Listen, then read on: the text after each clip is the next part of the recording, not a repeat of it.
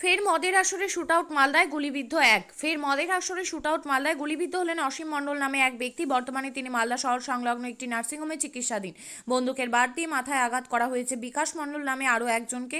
অসীমের ভাই চিরঞ্জিত মণ্ডল জানিয়েছে, বৃহস্পতিবার কাজ সেরে অসীম ও বিকাশ বাড়ি ফিরছিলেন। রামনগর গ্রাম পঞ্চায়েত এলাকার সামনে একটি মদের আসর বসে। সেখানে দুষ্কৃতীদের একটি দল দুজনের ওপর হামলা চালায় বলে অভিযোগ। অসীমের গায়ে দুটি গুলি লেগেছে বলে দাবি তার ভাইয়ের। বিকাশকে বন্দুকের বার দিয়ে মাথায় 3-4 জায়গায় আঘাত করা হয়েছে। ঘটনার তদন্ত করছে পুলিশ। মালদায় বারবার এমন ঘটনায় নিরাপত্তা নিয়েও প্রশ্ন উঠতে শুরু করেছে সাধারণের মধ্যে। ঘটনা বলতে অসীম মণ্ডল আর বিকাশ মণ্ডল ওরা বাড়ি ফিরছিল। ওই সময় একটা রামনগর বাজারের অঞ্চলের পঞ্চায়েত যেটা আছে, রামনগর গ্রাম পঞ্চায়েত, তার সামনে একটা মদের কাউন্টার আছে। সেখানে অনেকে মদ খায়। ওখান থেকে ওরা বাড়ি ফিরছিল, ওরা দিয়ে আসছিল। দিয়ে আসার সময় একটা 6-7 জনের গ্যাং, সেটা আখন্দপুর অঞ্চলে হামেশা সবসময় ঘুরে বেড়ায়। সেই গ্যাংয়েরই 6-7 জন ছিল। সেই 6-7 জন ধরে একজনকে গুলি করেছে, একজনের মাথায় বন্দুক দিয়ে আঘাত করেছে। দিয়ে একজনের গুলি এখনও বেরিয়েছে কিনা সেটা বলতে পারছি না আমি। সে ডক্টর বললো এখন অবস্থা খুব সিরিয়াস। আর এরা প্রতিদিনই এরকম করে বেড়ায়। আর আমাদের যেটা থানা আছে, থানার পুলিশ প্রশাসনও জানে এই ব্যাপারটা।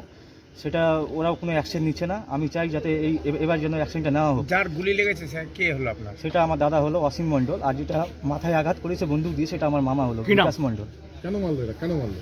এরা তো জমিতে চাষবাস করে খেটে খায়। এরা তো কোনো রাজনীতির সাথে বা কিছুর সাথে যুক্ত নেই।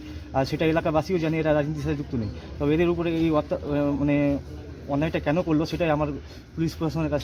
মদ খাওয়ার প্রতিবাদ করেছিল? মদ খাওয়ার প্রতিবাদ এরকম না, মদ খাওয়ার প্রতিবাদ সেটা তো আমি জানি না, আমি কথা বলিনি। কিন্তু গুলি বেরিয়েছে, কোথায় গুলি লেগেছে? গুলি লেগেছে এখানে হাতের নিচে লেগেছে। কিন্তু এখনও মানে ডক্টর বললো যে গুলি বেরিয়েছে কিনা আমরা এখন বলতে পারবো না। কারা মারলো বলতে ওই আমি যার মধ্যে ওদের একটা গ্যাং আছে। কি নাম ওদের? ওরা সব একটা অরুণ মণ্ডল নামে একটা গ্যাং আছে। অরুণ বলে ওদেরই সব ওরই সব ছেলেপুলেগুলো। গুলি মেরেছে এটাকে? মেরেছে এটা উজিরপুরের একটা ছেলে, প্রদীপ মণ্ডল ওর বাবার নাম। ওর ছেলের নাম হচ্ছে অপরজিৎ মণ্ডল। ওখানে কি মদের দোকান আছে? কি? হ্যাঁ, মদের দোকানে ওখানে মদ বিক্রি হয়। আর ওরা বিজেপি পার্টির সাথে যুক্ত। পুলিশ কি জানে? পুলিশকে জানিয়েছো? পুলিশকে জানিয়েছি, পুলিশ আমাকে ফোন করেছে। আপনার দাদার এখন গন্ডগোলটা কি নিয়ে? গন্ডগোলটা সেটাই তো বলতে পারছি না। গন্ডগোলটা কী নিয়ে সেটাই বলতে পারছি না।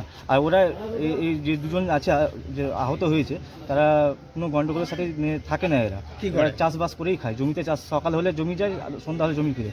প্রতিদিন বাজার যায়, জমিতে বেগুন চাষ করে, সবজি চাষ করে। এরা এইসব করেই খায়। কি মারলো? কেন মারলো? কিছু স্পষ্ট নয়। কটা গুলি চলেছিল? কি মারলো বলতে কি, হয়তো এটা যখন যাকে পারে এরকম করেই বেড়ায়। এটা আমাদের আখন্দপুর অঞ্চলে এরকম ঘটনা এর আগে অনেকবার ঘটেছে, আপনারা হয়তো খবর পেয়েছেন। কি নাম? আমার নাম চিরঞ্জিত মণ্ডল। কটা গুলি চলেছে? আমি টিএমসি করি। আর আমার মা এর আগে পঞ্চায়েত সমিতি থেকে ক্যান্ডিডেট ছিল। হ্যাঁ। পুলিশকে ফোন করেছি। পুলিশ আমাকে বললো যে আমরা অ্যারেস্ট করে নিয়েছি আসামির নামগুলো, কিন্তু আমরা কনফার্ম করতে চাই। যারা মেরে তারা কোন দল করে? তারা বিজেপি করে, কিছু কিছু লোক কংগ্রেস করে। এরা আগে বিজেপি করতে, এখন কংগ্রেস করে। আপনার নাম? চিরঞ্জিত মণ্ডল।